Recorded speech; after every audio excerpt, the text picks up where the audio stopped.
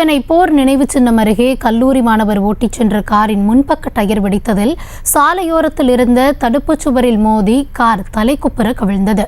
இது குறித்தான கூடுதல் விவரங்களோடு இணைகிறார் செய்தியாளர் லதா. வணக்கம் லதா, சம்பவமானது எப்பொழுது நடைபெற்றது? காரில் பயணித்தவர்களின் நிலை எப்படி இருக்கிறது? விரிவான விவரம்.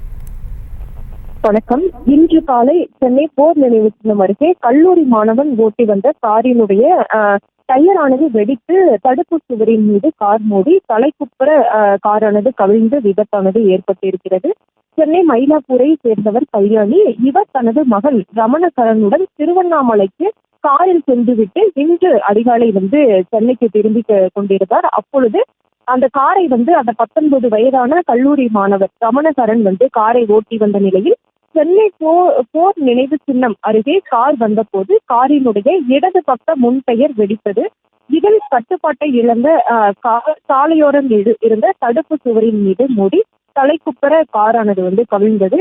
இந்த விபத்தை தொடர்ந்து அந்த வழியாக சென்றவர்கள் காரின் கதவை உடைத்து கல்யாணியையும் அவரது மகன் ரமணகரனையும் மீட்டிருக்கிறார்கள். இதில் 2 பேருக்கும் லேசான காயங்கள் ஏற்பட்டு இருக்கிறது. தொடர்ந்து இந்த சம்பவம் தொடர்பாக பூப்படை போக்குவரத்து புலனாய்வு போலீசார் தொடர்ந்து விசாரணை மேற்கொண்டு வருகிறார்கள். விவரங்களுக்கு நன்றி லதா. செய்திகளை உடனுக்குடனும் துல்லியமாகவும் தெரிந்து கொள்ள சப்ஸ்கிரைப் பண்ணுங்க.